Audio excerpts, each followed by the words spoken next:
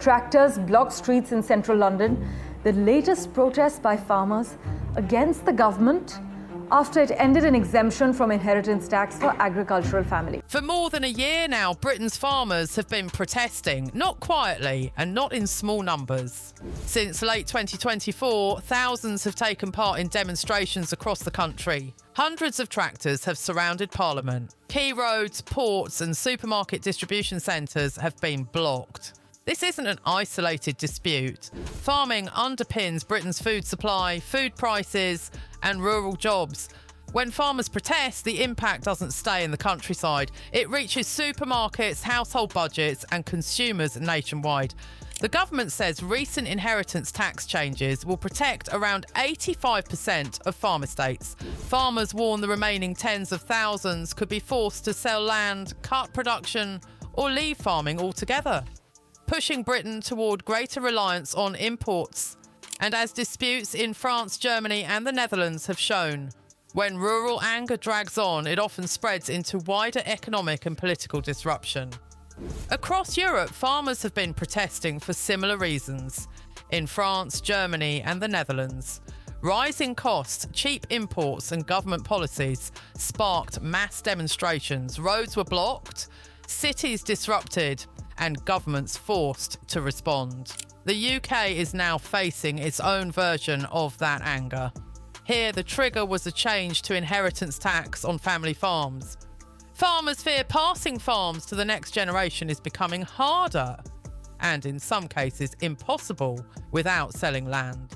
This isn't about avoiding tax, it's about survival. Farms may be valuable on paper, but they rarely come with spare cash. A tax bill can mean selling land, and once land is sold, farms shrink or disappear. The government says most farms are protected. Farmers say too many ordinary family farms are still at risk. That disagreement turned quiet concern into months of visible protest. After months of pressure, the government made changes. Thresholds were raised and ministers said most family farms would now be protected. On paper, it looked like compromise. For many farmers, it wasn't enough. They say the changes reduced the damage but didn't remove the risk. Some farms are still affected. Others fear the policy could change again. More importantly, the response came too late. By the time adjustments were made, trust had already been lost. Farmers felt the policy was pushed through without understanding how farming works. There's also fear about what comes next. If farming can be taxed differently now, farmers worry other protections could be removed later. That uncertainty makes planning and investment harder. So while the government says the issue is settled, many farmers believe the danger remains. That's why the protests continued for months. Protests followed a familiar pattern. Farmers gathered outside Parliament, drove tractors through cities and appealed to MPS. Disruption was visible, but limited. Then the focus shifted. Supermarket distribution centres, the heart of the food supply chain, became targets. Lorries were delayed and deliveries disrupted. Farmers said the goal wasn't confrontation, but pressure. Their argument is simple. If farming becomes unviable, food production suffers. And when food production suffers, everyone feels it. They say supermarkets squeeze prices at the farm gate while rising costs and imports make competition harder. Blocking depots highlighted how dependent the system is on domestic farming. The protests stayed controlled, staff were allowed through, emergency services weren't targeted, but the message was clear. This was no longer just a protest, it was a warning. At the core of this dispute is a growing divide.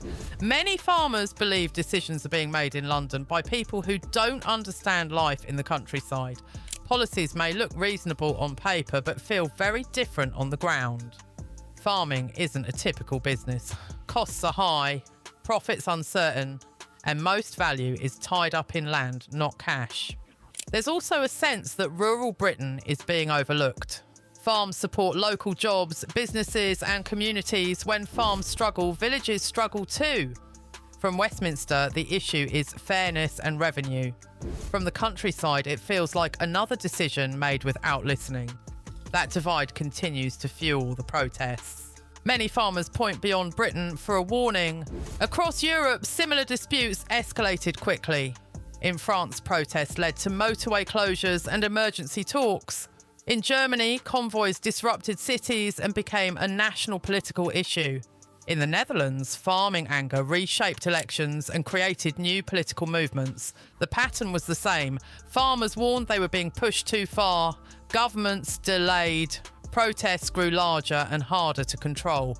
British farmers note one difference. So far, protests here have stayed peaceful. Roads slowed, not shut. Supply chains disrupted briefly, not paralysed, but they also issue a warning. In Europe, escalation came when frustration dragged on without resolution. Farmers argue the UK is nearing that point. For many watching closely, Europe isn't a comparison, it's a preview. For the government and for Keir Starmer, this has become more than a policy dispute. It's a political test. Labour made gains in rural and semi-rural areas, winning seats it hadn't traditionally held. Many voters expected a different approach. Instead, farmers say they feel sidelined. Opposition parties have seized on the issue, framing it as a growing divide between Labour and rural Britain. Some MPs privately warn the anger runs deeper than ministers realise. There's also a longer-term risk. If farmers lose confidence, investment slows, decisions are delayed, production falls. That affects food supply, jobs and rural economies and quickly becomes political. For Starmer, the challenge isn't just calming protests but rebuilding trust.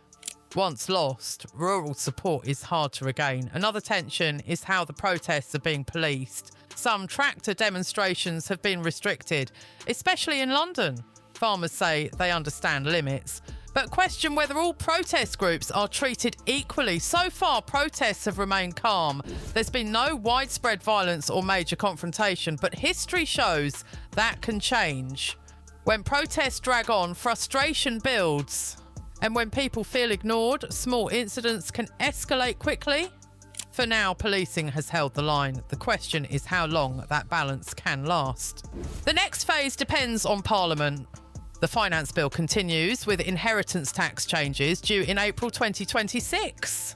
The government says it has gone as far as it can. Farmers disagree. Some groups have paused formal action, but many say they're waiting. If no further changes come, protests may resume. And the issue is no longer just tax. It's about whether farming has a stable future, whether food remains domestically produced, and whether rural communities are taken seriously. Britain's farmers have protested for more than a year. They've warned, negotiated, and escalated carefully. Across Europe, similar protests eventually spread into wider politics and daily life. The UK isn't there yet, but the direction of travel is now the question. Will this dispute ease, or will rural frustration deepen with consequences for food prices, supply and trust in government? That's what Britain now has to confront.